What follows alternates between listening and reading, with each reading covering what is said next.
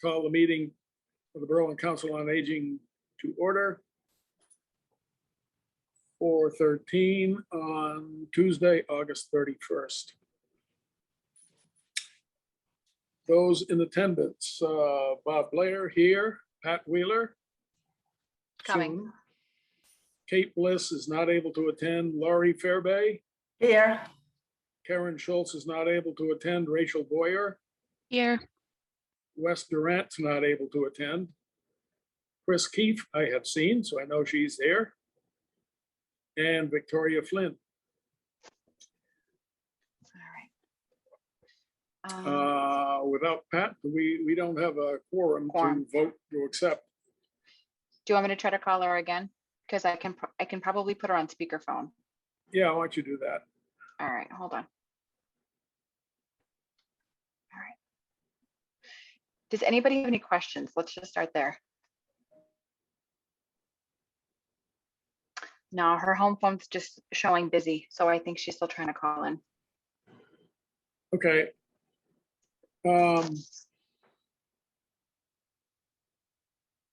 We have the treasurer's report. All right. So for the month of August, here's where we stand financially. Donations were $60. The expenses for the month of August are $559.10. Part-time wages is $573.39. And then director wages are $27.25.46. May I ask what the 26 cents was for? No, never mind. All right. Any objections, corrections, additions, or otherwise we accept the treasurer's report? We can't accept it. Hold on, Pat's here.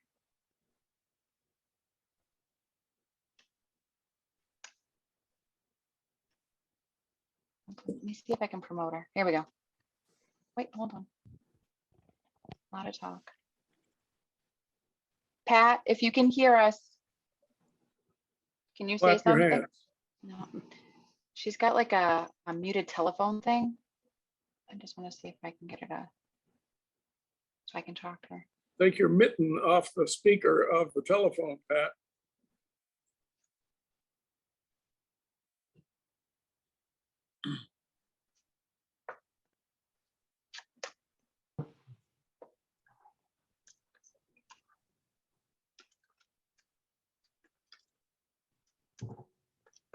She's still muted, but she's here. I see her. You can see her?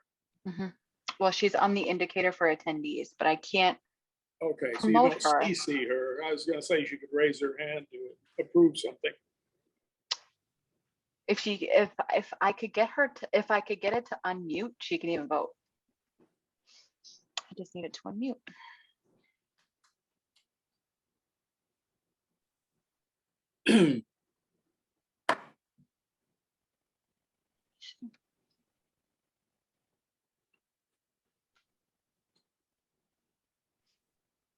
Zoom is a wonderful thing until you have these technical interruptions. So every now and again, more or less seldom, is it a Mhm. wonderful thing?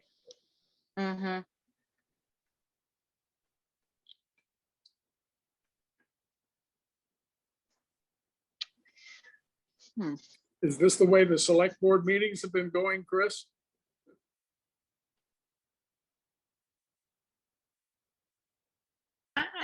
I don't think we've gotten so used to it now that we do pretty good. Yeah, sounds it. We've had, once I think we had, what do you call them? Zoom bombers or something? Oh, yeah.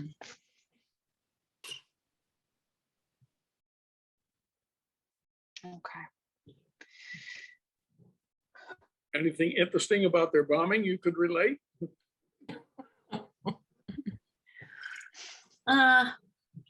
No, they really couldn't do much of anything because it's a webinar. Yeah. Good thing. So we just kind of kicked them out. Good. Hopefully it wasn't somebody we know that, Yeah, right. Had something vital to tell you. Yeah. Shattering. I don't know what it is. This is not letting me, I can't promote her, unfortunately. It's telling me I can remove her permission to talk, which I don't want to do. Remove her or rename her. And that's all it's let me do. I think maybe she has her phone muted, you think? It's a house phone, so I don't know how that would be muted. Yeah. I can mute my house phone. Hmm. Pat, I don't know if your house phone's muted or not. We just can't hear you. I hope you can hear us. Let's see. Is she speaking into the right end of the phone? I trust Pat to do that. I trust her too.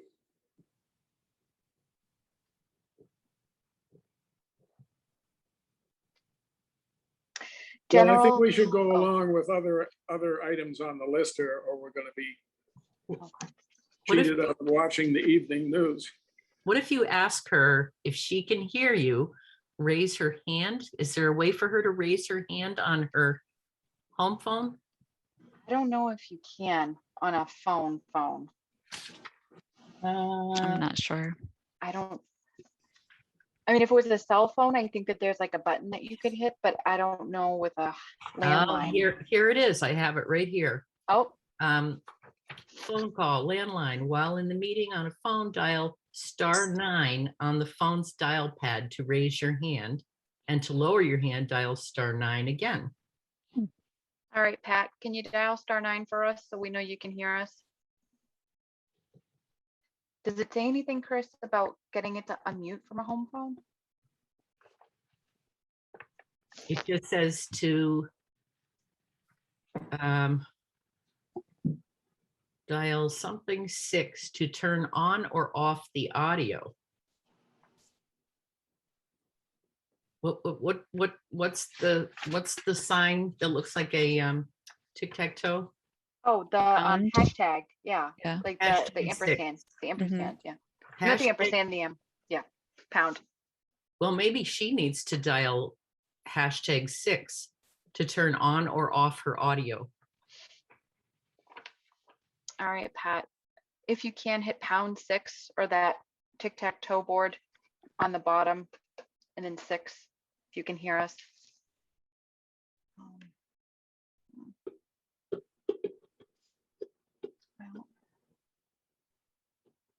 nothing yet. This is by far, I think, the most unique meeting I've had with the Council on Aging since being director. I can't speak for the rest of you, but I think that this one takes the cake. I agree. Okay. Well, I don't know It whether takes if the- I don't know if it matters that she is here.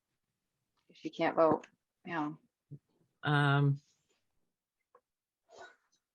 Unless you wanted to vote on everything at the next meeting.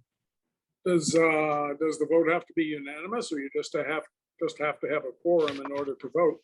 You have to have a quorum.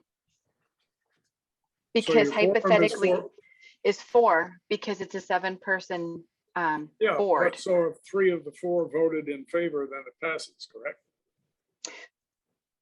3 of the 4 attending. But the problem is that you would actually probably need all 4 to cast a vote, because hypothetically, then that other person who would have voted no, then the other person who don't attend could hypothetically be no's. So then you'd be outruled. I mean, Chris, correct me if I'm wrong, but I think that that's how it works, is that like if 4 of you agree to something, then it's unanimous, it's good. We can move forward with whatever it is. So you don't need a plurality of those in attendance, you need a plurality of the total number of people on the board. Mhm. That's clunky. I Okay, didn't- anyway, let's move along. We'll do can we unmute or invite in the folks from the Neshoba Neighbors so they can do their thing, and then we can go ahead with the other business, because we don't need to vote. Oops. Cat just took a dive off the table.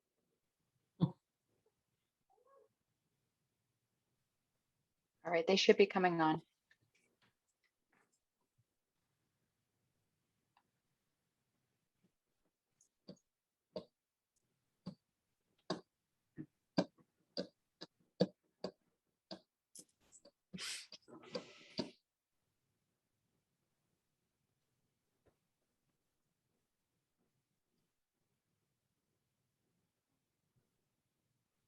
There should be 3 people coming in.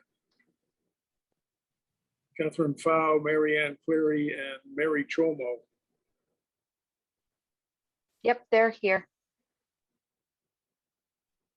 Okay, can you invite them to do a presento? They can, as they're panelists just like everybody else. So as long as they unmute, they can talk. Yep. Can you hear me? There you are. Okay, well, this has been an interesting meeting for sure. So my name is Catherine Pfau. I'm from Bolton, and I'm the founder and the board president of Neshoba Neighbors, and we have Mary Chomo here. She is also from Bolton, and Mary Ann Cleary from Lancaster. So we are a new nonprofit organization in Bolton, Berlin, and Lancaster, designed to help older adults stay in their homes and give them more options for aging in place. And I don't know if anyone has heard of the Village Movement. Have you heard of it? Anybody? No, okay.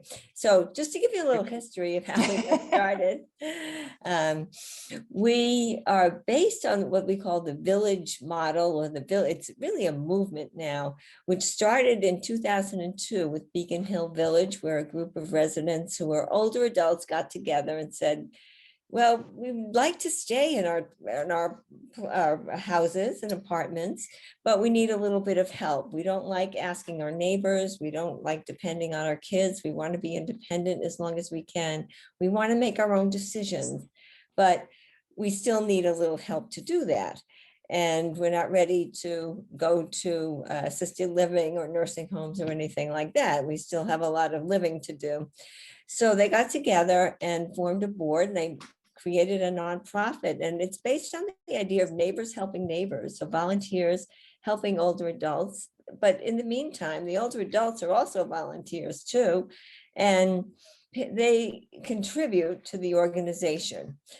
And they've been around for, it'll be 20 years next year. So that's kind of exciting. But because they were so successful in doing this, a lot of other towns and cities got together and really wanted to replicate that model. So they did. And we started a movement, and it's all over the country right now. There's over 300 villages in existence. And just in Massachusetts, there's 19 right now, with several more in formation. So, and we're one of the ones in formation. And we decided to, I started in Bolton, but we needed a larger population. So we expanded to Berlin and Lancaster.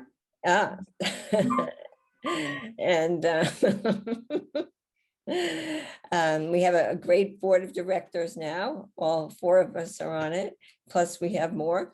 But we really saw the need to help older adults stay in their homes and to fill in the services and the things that are going on to help people to do this. We don't compete with anybody.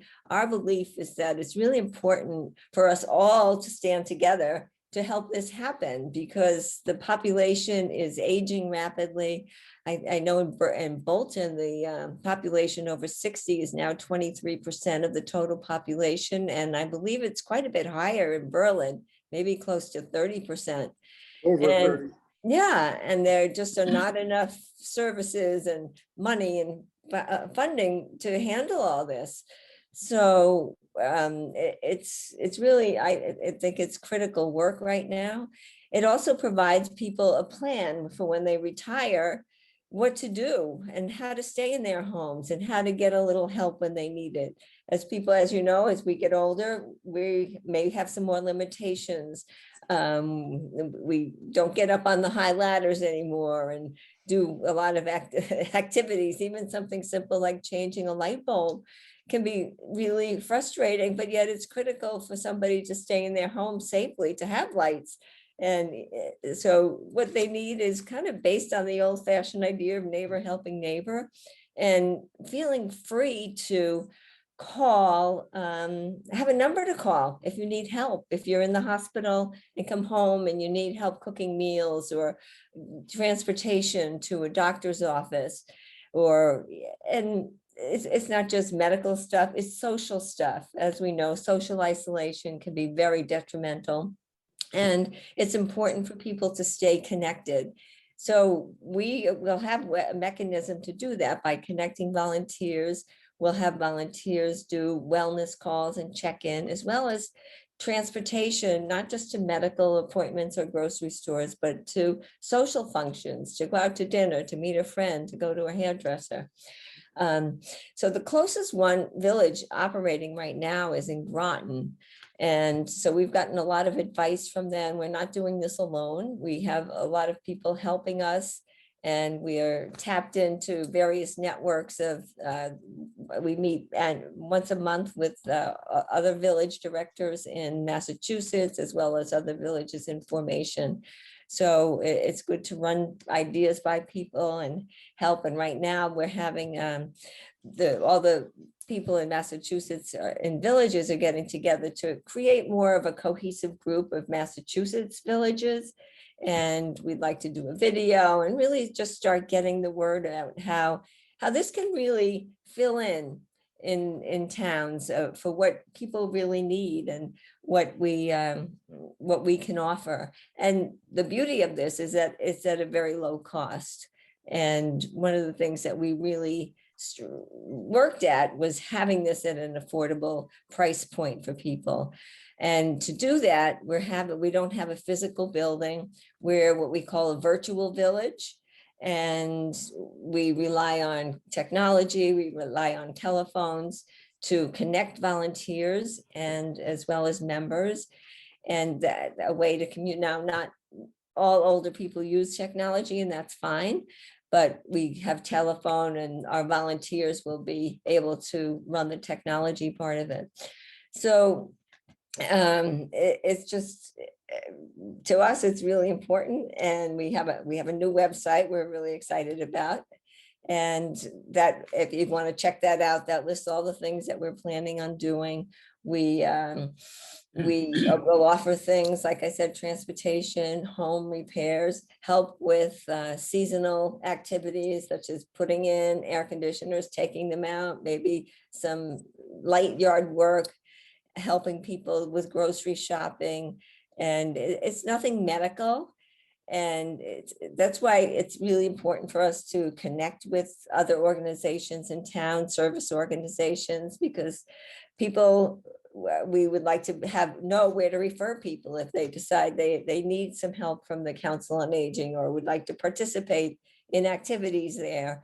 And so it's a way to fill in the gaps and add services and events to what we already have. So that's why we feel it's so important that the Council on Aging get to know us, and we can get their help as well as filling in their gaps.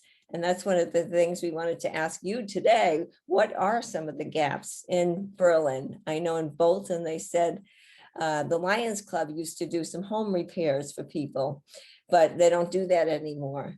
So this is something that we can do in Bolton. And what do you see in Berlin that could be something that we could help out with?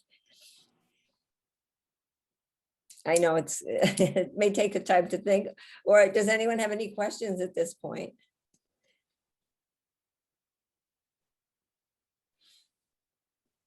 Catherine, I thank you for coming on today and for just giving us a little glimpse as to what Neshoba Neighbors is going to be able to offer our residents. I mean, you know, we know that, you know, what we can do as a town is just going to be different from what you guys as a private entity can offer. So I think just the fact that you guys are in the process now of like recruiting the volunteers and are just able to get those services up and running, I think it'll be really good, you know, for our seniors, and it'll just be another option for them.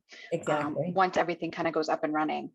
In terms of like any shortcomings or anything like that, I mean, do we have, as much funding as we would like? No. And, the hope is that we'll be able to also expand council services. So, between the two, like you guys can be, hopefully like an ancillary service, Mhm. kind of going, almost kind of like, like a side pairing or like an adjunct function. And like I said, I applaud the work that you guys are all doing over there. And, we're happy that it's another potential service. It's another potential entity for the residents of Berlin. So, like I said, hats off to you guys very much.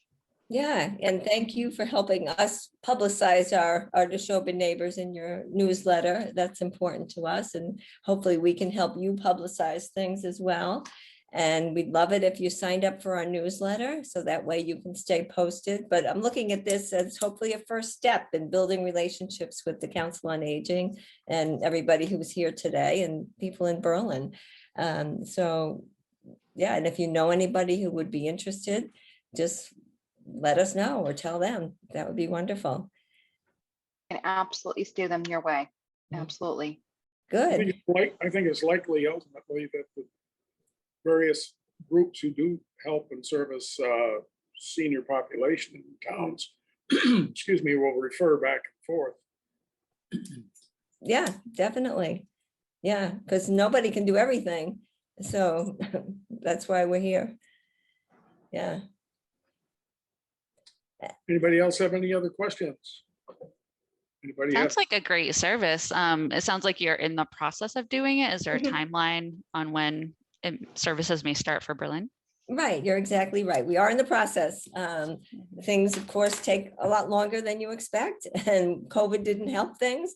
So we're really working on the technology aspect of it. Even though we have our website, it's not fully functional as far as enrolling members and volunteers. So that's our next step. We want to get that up and running, hopefully by the end of this September, tomorrow, we will have some of the systems internally tested. Then we'll have a few people actually test it for real and then just roll out our membership slowly. But in the meantime, we will be looking for volunteers and members and so people would stay on our email list. We'll keep them posted. And we're hoping by the end of the year that we'll have everybody will be definitely eligible to be members and volunteers. So, yeah. Great. Okay. That's excellent. Thank you. Thank you for the opportunity. Absolutely. And then for everybody else who's come on too, with Catherine, Mary Ann and Mary, and two Marys, the price of one today. Ladies, we also thank you very much for coming on and for, helping us get some more information about Neshoba Neighbors. We really do appreciate it. Thank you. Thank you for having us. Thank you. Yeah, and we are trying to get the word out. And we've got articles that have been in the Bolton Independent and in the Clinton Item. So we're really trying to get our name out there so that we can start helping. Right. Sounds good. And I'd be happy to send you a link to that too, Victoria. Okay, So you can see that and share that. absolutely. Thank Great, you. thank you. Good. Thank you. Thank you. Thanks for Have a having good, us. Thank And of course, you for- can always go to Bob for any questions too. so Right. he's on board. You got an inside scoop there. That's right. Thank you, ladies, so very much. thank you. Bye. Bye-bye. Bye-bye. All right, so I think we actually have, Pat, can you hear us? I can hear you. Yay, we got Yay. Pat. I've been listening. I Okay, got the telephone on and the computer's on, so. okay. All right. Well, so- in that case, we can vote on things since you are That's now true. connected to Hey, I us. wouldn't miss a chance to vote. All right, so we can go back to the normal agenda now. Just kind of, starting from the beginning again. Pat, just to reiterate to you regarding the budget, just to make sure you heard. Budget for this month so far, donations are 60, expenses 559.10, wages for me 27.25 46 cents, And then part-time wages is $573.39. Okay, Say that better. all right. And then Okay, and we haven't voted to accept the minutes from the meeting of 7/27. exactly. Does anyone move to accept, or are there objections or corrections? I move to accept. I second. Hey, all those in favor, Bob Blair, aye. Pat Wheeler, Aye. Lori Fairbay, Aye. Rachel Boyer, Aye. unanimous of those in attendance. Thank you. Beautiful. Treasurer's report we've had. Yep. What may you tell us about the van, Tai Chi and yoga? So Tai Chi and yoga are still going on. At this point, we've been averaging about 8 to 10 people per classes for yoga. Tai Chi is anywhere between 2 and 5 members per class. They're both offered in person, and yoga is also offered virtually. If the need arises, or if so requested, we could ask to see if we could do a simulcast for Tai Chi streaming as well. And then for the van service, at this point, we are still at one driver. The person that we were looking to hire, I haven't spoken to them in a while. I haven't been able to connect with them.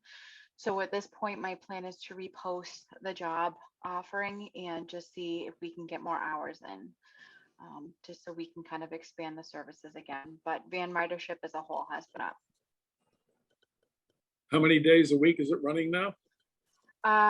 It's been running about 4, but with the new schedule, our driver's only able to drive 3 days a week, but we're getting consistent bookings for those 3 days. Okay, and are we still at one rider per run, or are we? We're still at one rider per run because numbers have gone up. Yep. Ugh. Yeah.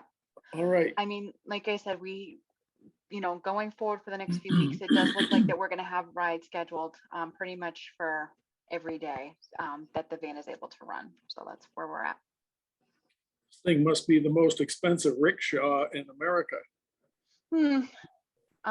And it's also the check engine light came on again. So it's scheduled to go back just for look-see on Friday. Jeepers. How often does that happen? Once every 6 to 8 weeks sometimes, I'd say on average. Have they pinpointed why it happens? It's just a sensor in the motor, from what I'm hearing. It's just literally just like a check engine light that from majority of the time, to my knowledge, it's just been reset and we've moved on. Yeah, because some vehicle I had was doing that. You take it into the garage and he pokes this and pokes that and holds this for so many seconds and poof, it disappears. But it always Yeah, has it's to be always- checked, obviously, because you don't want to Yeah. seize the motor for assuming that it's okay. Oh, And that's we don't want annoying. to, we don't want to risk anybody's safety either. So we're just gonna have it Yep. checked and we'll go from there. All right. Let me think, was there anything else? No, anybody have any questions on any of those 3 items? Van, Tai Chi, or yoga? No. No questiones? Okay. New business. Powder House News submission of content. Powder House News is, if you didn't get yours today, should get it tomorrow. It was turned in on Monday morning, actually just after noon. And they said it would either should be delivered today or tomorrow. And I have one addressed to me and I haven't seen it, so apparently it's tomorrow. But at least it's out at the beginning of a month that it applies to, September, which is good. So going forward, my question to you all is this. So as of right now, our submission date for the Powder House Newses has been the 3rd Friday of the month.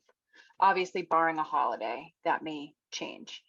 My thought is this: if we are concerned about the newsletter getting out to everybody's hands before the beginning of the month that it's due, do we want to bump up the submission date 1 week? Because that will give us a little bit more time to potentially get it published and get it to us to submit it out to the folks.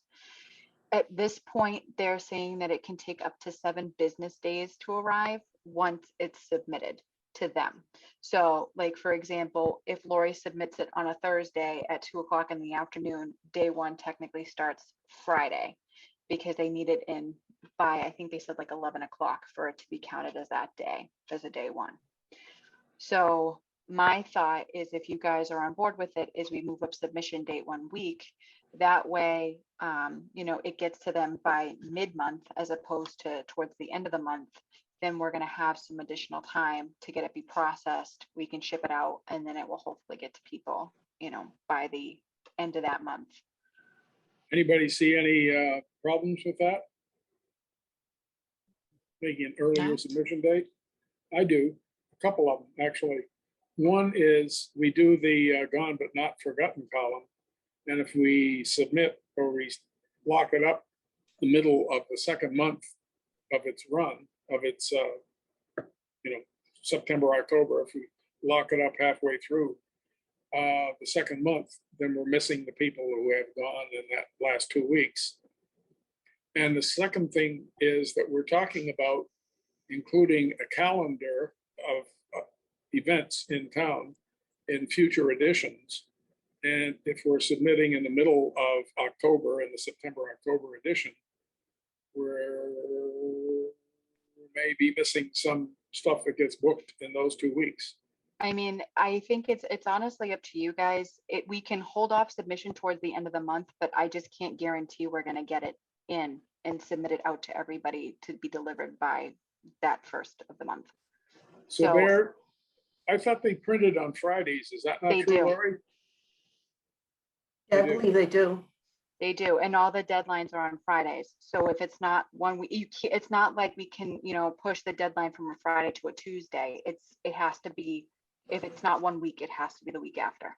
No, I got that, but if they print on Friday, does it take them along? They don't mail it out Friday? They don't mail it out on the Well, weekend? I mean, it's also by priority too. So if they have other paying accounts that have orders already submitted, it's also going to be kind of like a first come, first served basis. So if we submit something on a Thursday, we may or may not be able to get printed by that next Friday. That's why they're telling us it could take up to that 7 business days.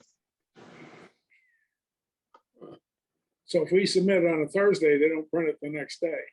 They potentially could, but if they're also bogged down, because I foresee this coming up with the holidays, because when the holidays come up, the Fridays that are become the submission dates then get moved to earlier in the week, whether a Wednesday or a Thursday, just to kind of accommodate that, and then they're off. Like Thanksgiving week is notorious that the deadline, I think, is Wednesday. They would normally print on that Friday, but then I think that may get pushed. So that's why I'm saying, like, we can keep it the way it is, but we risk not getting it out to people by the first of the month. If we move it up, I also hear your concerns, but we could also, you know, again, publish with what we have. The gone but not forgotten would not be forgotten. We would add them to the next issue. Yeah, be a 2 week lag time on that information.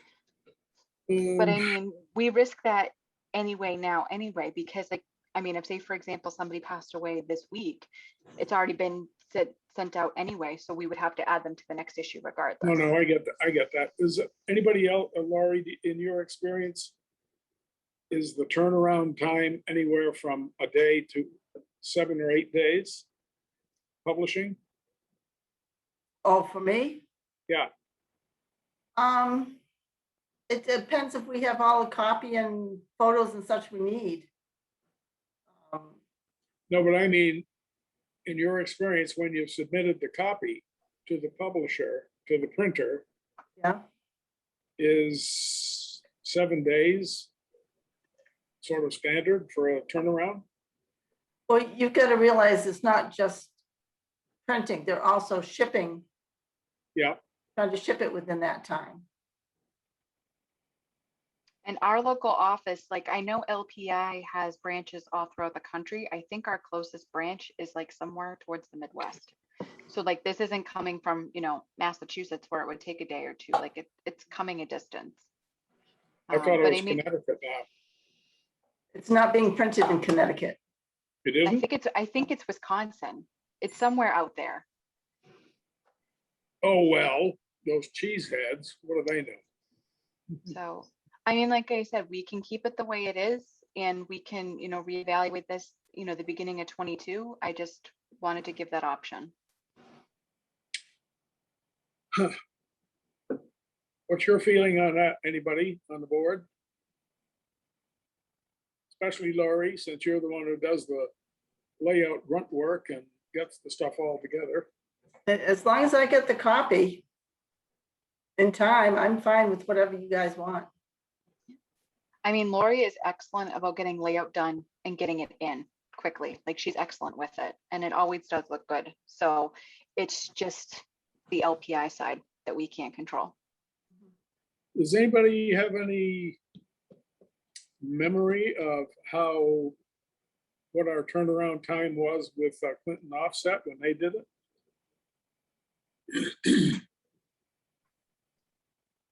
I don't recall. No. Okay. Chris, have you had any experience with town material? I mean, does town printed material get done by Clinton Offset or somebody local? Well, Lori can probably tell you too that, because she works on the annual report, Oh, yeah. we use King Printing, I believe. And I'm not sure, where is that? Lowell? They're in Lowell. Yeah. I wouldn't use them for this type of thing. You'd want a small local printer. Yeah, because the cost is just going to be, I think, your biggest barrier. Yeah, right now our costs are supposedly covered by the advertising in the Powder House News. And we have been asked by the current printer, Liturgical Publications, to increase the amount of ad within it. There are still some blanks on the 2 ad pages in our current editions. Mhm. And they've asked us if we can point out some sources of advertising revenue in our area that their salespeople can go to and see if they can bump up the amount of revenue that comes from advertising. Because we were also talking, if that's the case, and we bumped it up enough, we could theoretically add another 2 pages as an insert to what we have now with no increase in mailing costs. Because it has, what is it, 3 ounces or under, I think it is. I believe so. Yeah, and I took one of our copies with another sheet shoved into it and asked them if it made a difference in the price. They said, nope, still covered.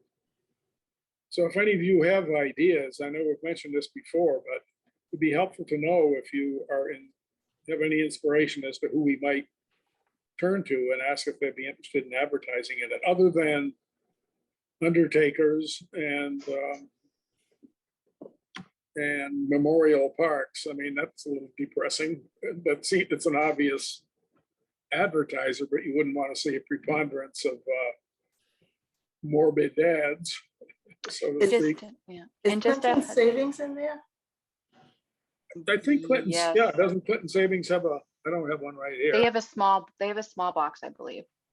Yeah, Just a heads up to everybody too. I got a call today from the post office. It looks like postage has gone up. So there's new rates that were effective as of this week. So how much did they jump?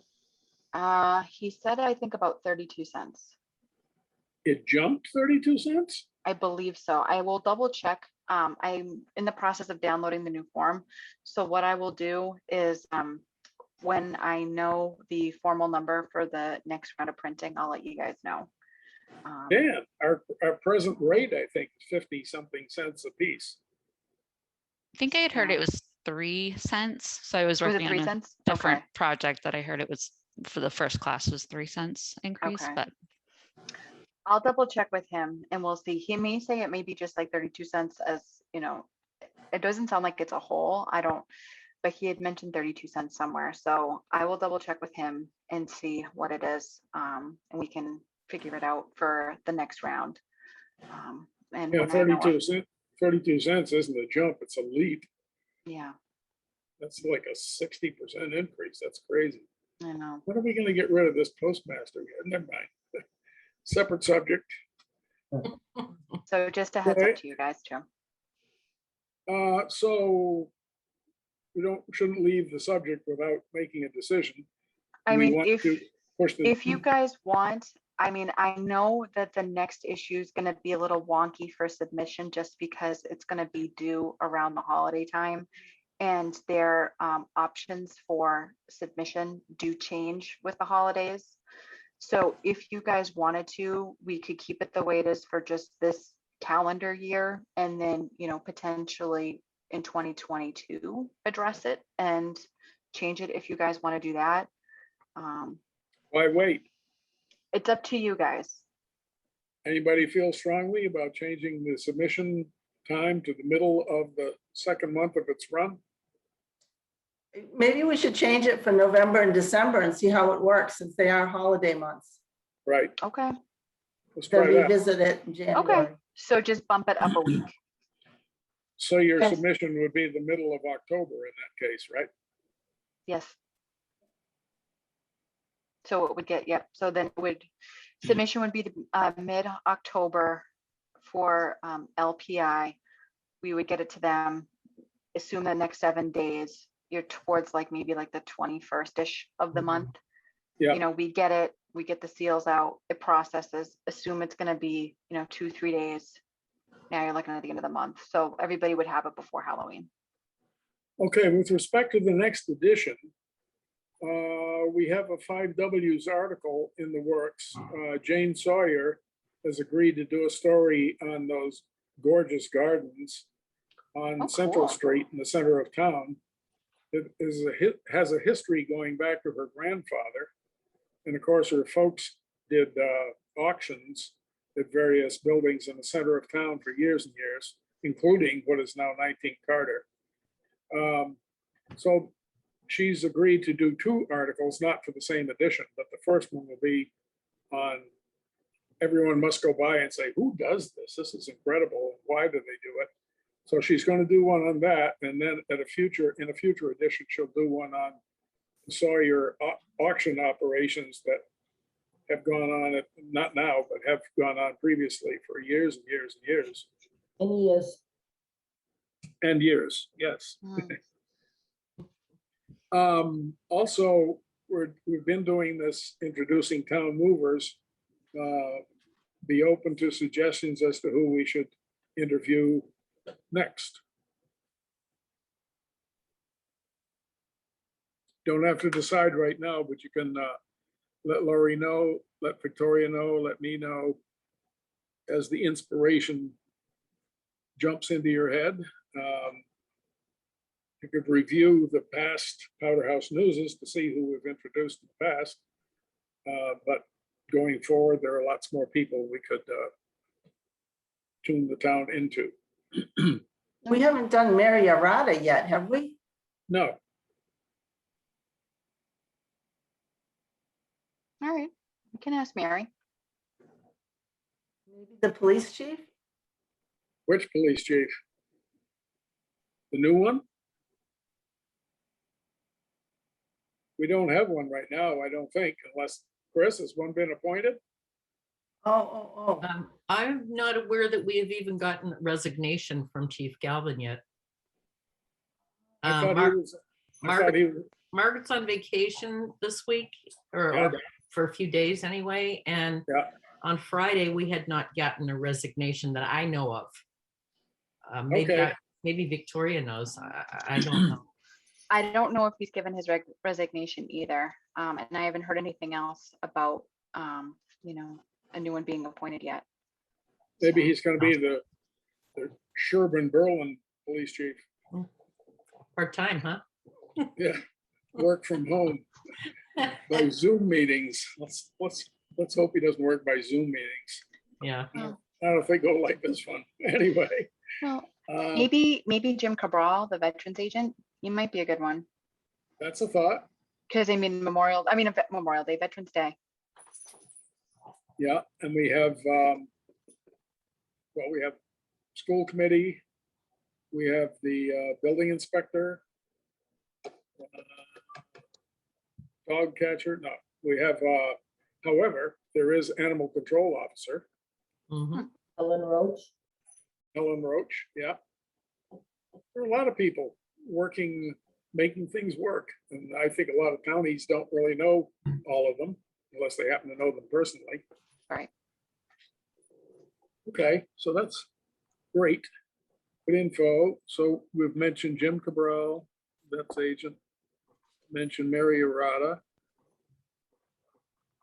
Anyone else?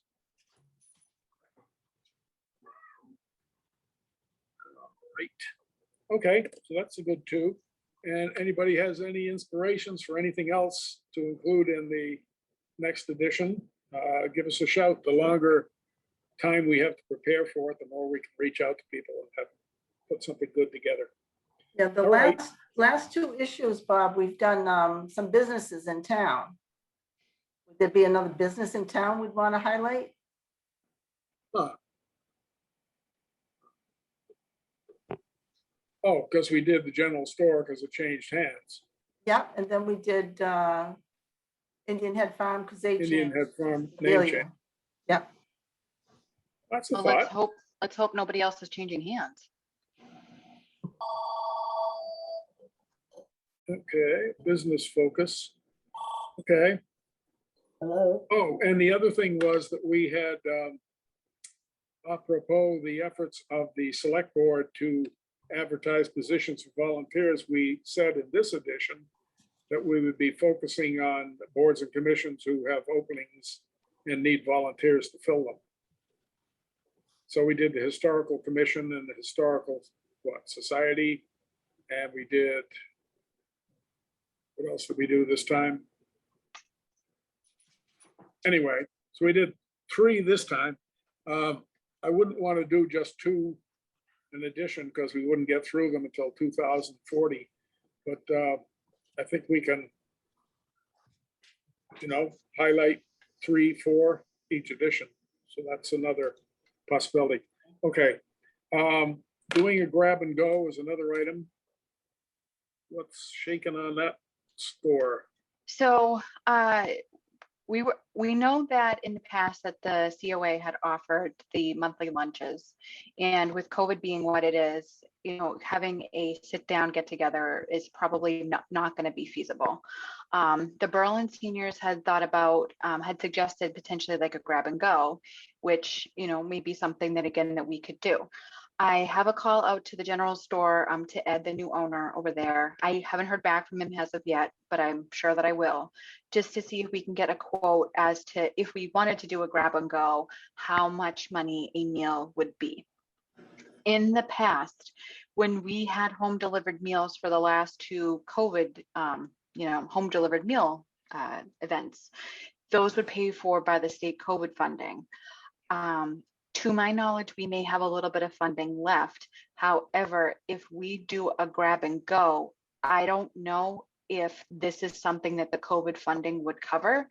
And if it doesn't, if we wanted to take it on, it'd be something that the COA would then be paying for.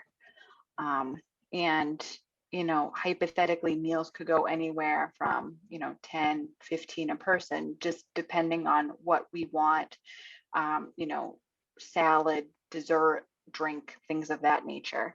And then the other thing that we would need to think about if this was something that we would want to do is basically where would we want to set up our grab and go location? Would you want it, directly in a restaurant parking lot?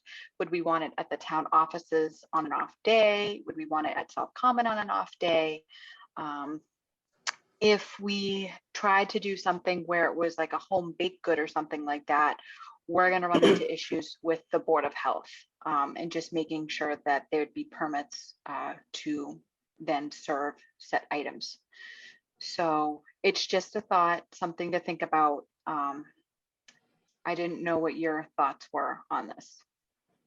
it might be nice to do this at the holiday meal that we used to do. So it was always in our budget.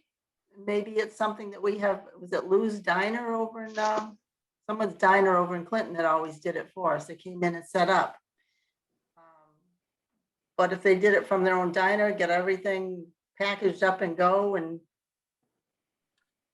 We had, I think with the COVID funded thing, it had to be a local business, right? If it qualifies for COVID funding, it has to be done within town. within town. But if it doesn't, it doesn't. Right. Okay. I would still like to boost or support town business when we do it. Mhm. I think it'd be interesting to work out a menu and cost that we can consider.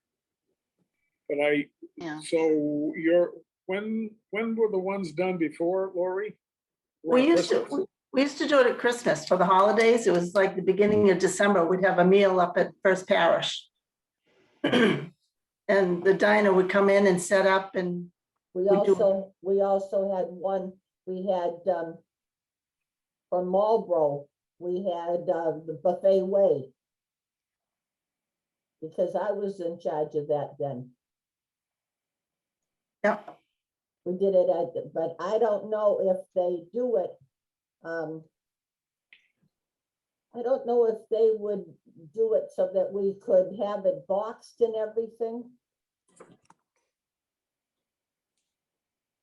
Well, And that would that's, be up to, I think, the individual restaurant, wherever we chose. I mean, I was definitely planning on checking in with Margaret to see if a grab and go would still qualify. I honestly don't know if it will or not, to be frank, just because the purpose of it was to serve like the elders in need. And we know that transportation is an issue for our elders. So I will double check with her and see if it's if we can use these funds for grab and go purposes. And if, again, if for COVID relief funding can be used, again, we're going to be limited to the stores in town. If it's no, you can't use COVID relief funds for this regardless, then we could, kind of sit down and decide, okay, if we want to do this, what restaurant, what are we comfortable paying price point? I mean, I would assume no matter where you go, it's going to be at least $10 a meal. And then it's going to be, do we want to cap how many meals? When do we want to do this, that kind of thing. So just the semantics of it, just to kind of keep in the back of your minds. You had mentioned possible difficulty of some people going to pick up the meals. Why could we not use the Council on Aging van with a helper in addition to the driver to take them around to people who cannot drive to the pickup site? The only thing is that the van, you've got to be, authorized to drive the van. So you've got to be authorized yeah. to drive a town vehicle. But I mean, it could even be something too, where even like myself, like I have no problem dropping off meals or things like that as well. And then again, we just would have to make sure that the meals are hot, that we're not going to be wasting, again, making sure we follow whatever the Board of Health standards are for delivering a meal. Because this is where it got sticky the last time. So that's why we had, Village Cafe and General Store originally deliver, because they were licensed to do so. So we would just need to make sure, if, for example, we were going to do any kind of delivery, we may need to have like, the heating bags or things like that to make sure that the food, does not lose its temperature while it's being delivered.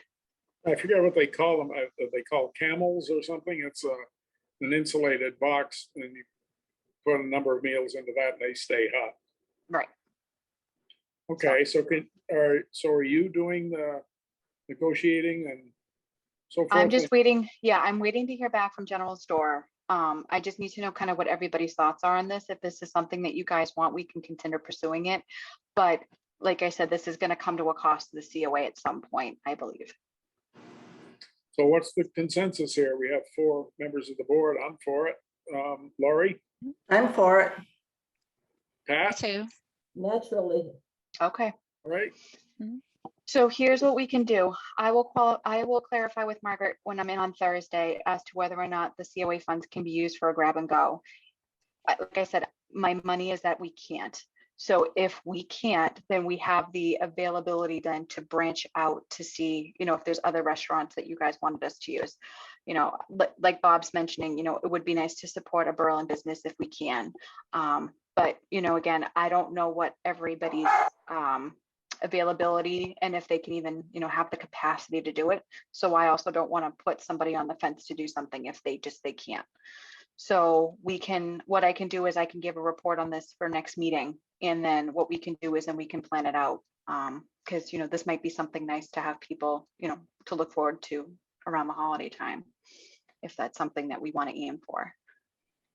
Okay, so our next meeting will be at the end of September. Mhm.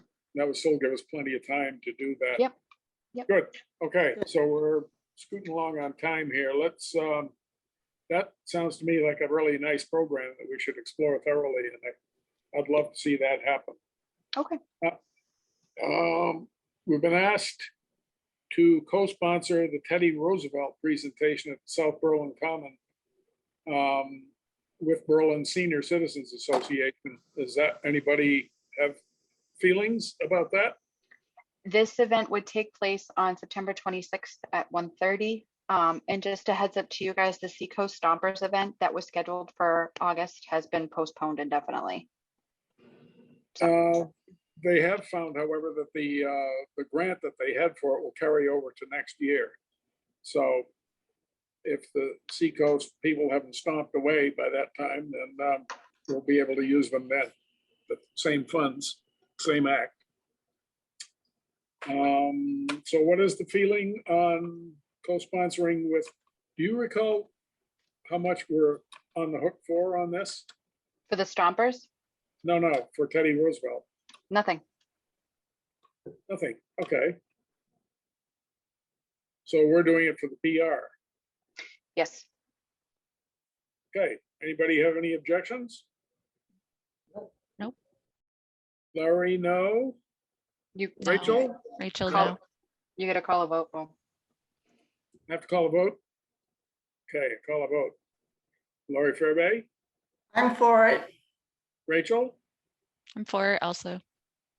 Pat, For it, say what? yes, yes. Yes, okay, and Bob Blair, yes. So unanimous approval of doing that. Triad and the Neshoba Associated Boards of Health involvement and numbering Berlin homes. so what we're doing is that we, myself, the chiefs, and Tamara Bedard from the Neshoba Boards of Health have started meeting for something called a triad.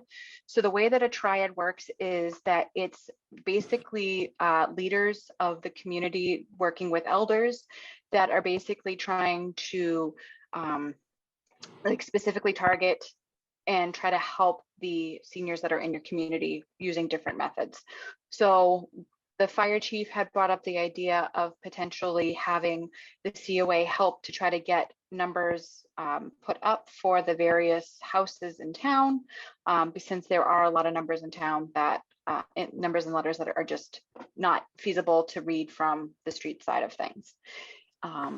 In terms of what the police and with the COA, we've just been focusing on too, is just making sure that that the needs of all the seniors in town are being met, and that if there is if there is any concern, or if there anybody that seems to need any extra assistance, that the departments have been working together to make sure that these people are being seen and heard. In terms of part with Tamara Bedard is that we are going to be resuming our wellness clinics. Our first one's going to be on Thursday, the 2nd at 10 a.m. down at our office at the town hall. And that our hope is that after October, when flu season is over, that we will continue these clinics at least once monthly, with the potential of it being twice monthly, with one session potentially being held at the Northbrook Villages. Good. So at this point, again, COVID's going to be the biggest factor in that.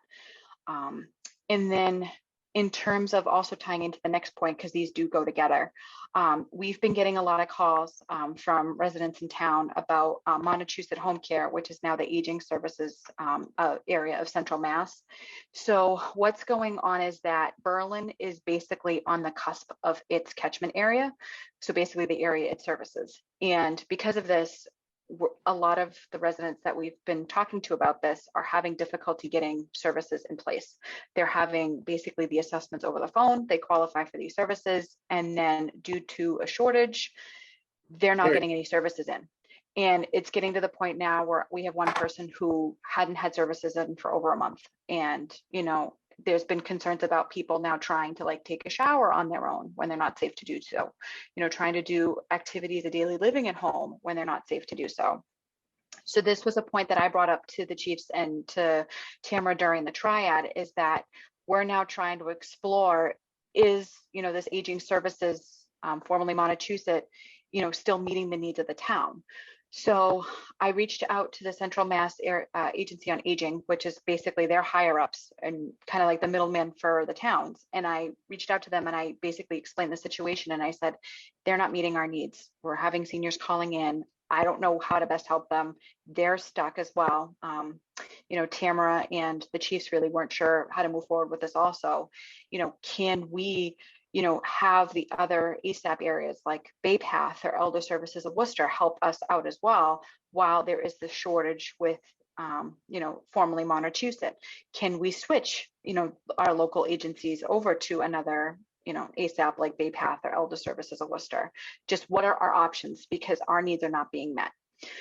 So that is now on its way all the way up the chain of command. So I'm just pending additional information on that. So just if anybody's listening, just please know that we're hearing you when you're telling us that you're not getting these services in place, and we're really sorry that you're not, but it is being addressed. So just like I said, these two go together, but I just wanted to let you all know. How soon do you expect to have feedback answering your question? I'm hoping, if not by the end of this week, sometime mid next week. Good. So, because it is a problem. And, you know, I've again, heard these that are, too. and these are services that are meant, you know, they're income based. There's a sliding scale for services. These are services that, again, you know, to some people, it may not seem like it's a lot, but, you know, even the few hours a week that somebody is given, it's make or break. It's huge. And, you know, that's money that somebody doesn't have to pay out of their pocket, or that's just, you know, just the reassurance that, you know, these services are going to be there.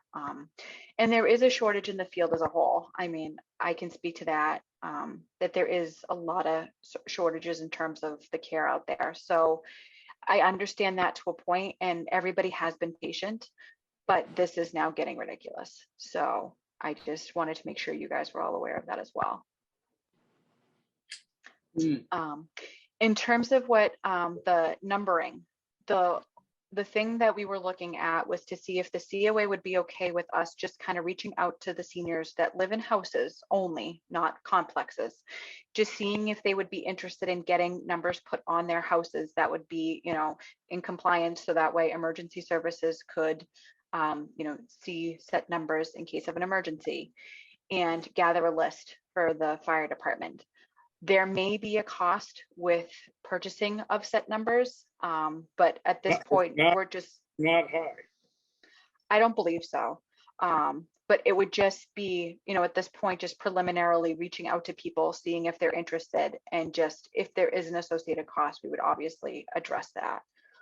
But I, again, just wanted to see if this is something you guys would be interested in doing. So should we reactivate our call lists and call all I the mean, senior citizens? we'd have to kind of pare down that list a little bit, because like I said, anybody who's in an apartment, it wouldn't apply to them. So it's just private residences. Well, almost all of them are. I mean, you go through and it's easy enough to pick out 135 Pleasant Street. That's Northbrook 1 and 2. Anybody who has that in his address. And I assume that the ones over on River Road West, that's a senior community, but they're not, they have their own units. Mhm. So why don't we do that? Why don't we reactivate our how are you doing calls, specifically for the purpose of asking if people, because the thing you run into there is they say, oh, I got numbers on my house. Yeah, but they're 2 inches high. You can't see them unless you're right in front of the mailbox.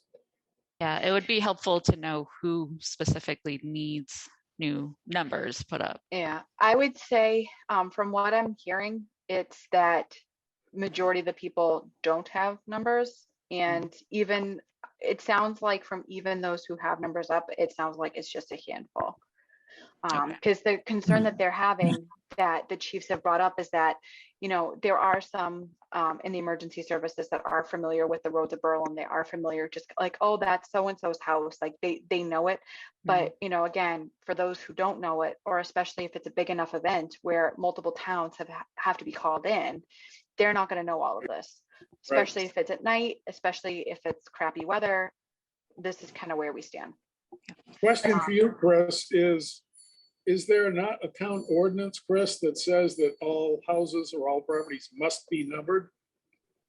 Is that just a suggestion, or is there actually a town I thought ordinance? there was one. No, I don't believe there's any bylaw. We did talk about that at a meeting recently and decided that we would have it be policy rather than a bylaw. How does that differ? It's not, well, I mean, both are things you want people to do. Right, I guess you could put fines on people, and, you know, I don't think that the fire chief at this time was willing to put fines on people because they don't have, you know, the appropriate size numbers on their house. yeah, I know he was trying the carrot method. I just, you know, it's been discussed for such a long period of time. I'm beginning to think people are averse to carrots. Well, I mean, you might want to talk to Peg. She was sort of heading it up for a while. She might have more information on this, but we did as a board decide to leave it as policy. Even the fire chief was recommending that. Yeah, I know he was. I think before you even call people, you should figure out how much would it cost per number? If we're expecting them to pay, or is there something in town that would pay for them, or are there any You know, you're funds pay for something like that? You know, if you're talking about vinyl numbers for mailboxes, you're talking $2 or $3, Yep. $4 at most. If you're talking the three-dimensional numbers that you put on the front of houses, the better looking ones, they can cost, say, up to $10 a number, probably much less. I have seen them at Lowe's, so we're not talking huge bucks. It's just something that could add up. And then So if you make that, not only are you paying for it, you have to have someone install them. the fire department would be willing to install it. Oh, So would I, for that matter. I'd be perfectly happy to go around with a heat gun and heat off the 2-inch numbers on people's mailboxes you can't see without binoculars, and then put on the new ones. I mean, that part's easy. Putting them on the house is easy too. Banging in a couple of teeny nails. So you're So- trying to get people to put them on the mailbox and on the house? We did at our house. I got them on both sides and the front of the mailbox, and then to the right side of a door on the street side of the house, just under a light, so you see it at nighttime. Okay, now you may be adding up to some seniors that may not feel they can afford it. Well, Well- then that's where the council would come in, is if this is something that we would want to explore paying for. Again, we could cap it at, you know, like the first 30 or whatever. I mean, again, it's really up to you guys if this is something that you want us to explore further. I mean, it may be worth just doing a call just to see, like, if this program takes off, would you be interested in, would you accept this? Because there could be people that flat out just say absolutely not. And that's, you know, they're right. But again, you know, it sounds like from the way it was talking, like Bob's saying, I don't think it's going to be a lot per number, but just the fact that it could add up, you know, if you get numerous households involved, that's where the numbers could, you know, financially could cost more. Yeah, I mean, theoretically, if the program got chugging along, you could ask for people to make donations to the town numbering project, make a big whoopee out of it. I think that might encourage. Anyway, I would like to propose that we proceed with this And with the senior households, at least, that's a third of the town. We could get them to do it, shame all the young'uns into doing it after them. Sorry, Victoria, I didn't mean, well, anyway. I don't live in Berlin, so it doesn't matter to me. Well, we'll take one over to Marlboro just for your house. So what is the feeling of the rest of the board? Pursue, not pursue? Lori, I'm happy to make calls. If I Yeah, know me who too. to call. Yeah. should we try that? Do a focus group, say phone a third of the seniors, which would come to about 250 people, Well, and more see than what they that, say. actually. I mean, I think a 250 senior poll is fine. Just see what they say. We go from there and. take Okay, it. anybody object to doing that? Nope. Okay, let's do it. Okay. All right, I can set it up by phoning some of the people on our phone call list and see if they would buzz through a number of folks. Mhm. All right, what else? So just finally, I wanted to talk to you guys. We are going to be, I'm going to be meeting with the select board on Monday. I mean, I'm sorry, on Tuesday, because it's Labor Day weekend, about trying to expand and get some additional funding for the Council on Aging as a whole. You know, and Catherine and the Neshoba neighbors did, you know, highlight the need. At this point, we're looking at 30% of the population of Berlin is senior. At this point, we're officially over 1,000 seniors for Berlin. And at this point, our budget for this year, including everything that we have, is $62,436.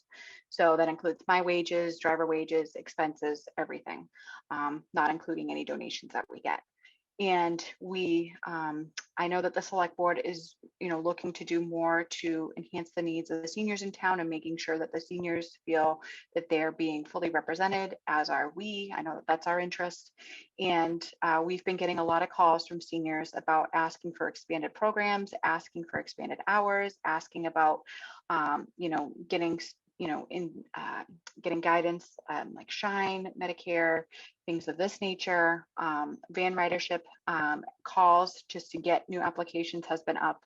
And I suspect that Legal assistance is also. Yep. Housing assistance. And I suspect that, you know, again, if COVID goes up, we're going to have to, I'll be working with the seniors as well to help them get like their third booster shot and, you know, potentially anything else that's coming up. So part of also what the triad was just also talking about, if we had expanded funding and I had expanded hours, what we could do to really, you know, hopefully meet the needs of the seniors. We have been getting some calls and in recognition that, you know, people would ultimately love a senior center. And, you know, while, you know, the services of the Neshoba Neighbors, 19 Carter, things like that, they're wonderful. They're also ancillary services. And we want to make sure that we have, you know, strong representation for the seniors in town that are, you know, paying their taxes like everybody else. And that, you know, we can do what we can to make sure that everybody's needs are met. So I'll be presenting that to the board on Tuesday. But I just wanted to talk to you guys and just see if you guys had any questions, if you were happy about this, just get some general feedback. Yeah, I think a figure that surprises me is that, and I understand the reason for a lot of the funding that goes on, and it benefits everybody, but the percentage of the town's budget that goes specifically for senior services is less than 1% of the total. It's as of last year. So for 2020, we got a 0.41 of 1% of the budget. So less than half of 1%. So it's, again, we're going to be limited with what we can offer just because I'm only there 19 and a half hours and because we have a tiny budget. So, I mean, I know for myself and I know for you guys as well that there's a bazillion things that we would love to offer this town, you know, but because of our resources just being what they are currently, it's not feasible. So we can look to see if we can get services expanded going forward. It will definitely help us. I think it might be helpful when you're making that presentation to have a list of the expanded services that you think.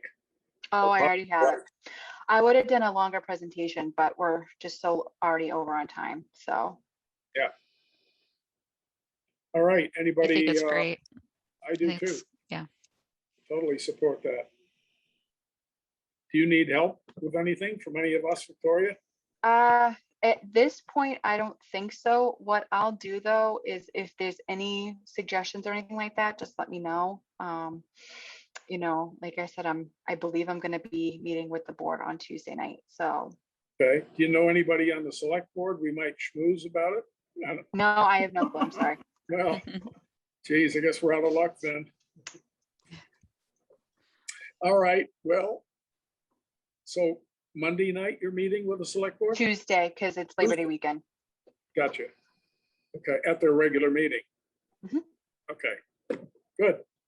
All right, more power to you. And if you need help from any of us, say so. Okay, Gathering data or whatever. All will right, do. any other business?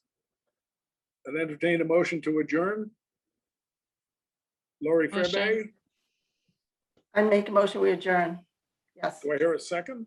I second, Okay, Pat Wheeler, I second, okay, you vote for it, yes, no? yes. Okay, Lori Fairbank, Yes. Rachel Boyer, Yes. Bob Blair, yes. Next you very meeting much. is, next meeting is September 28th at 4.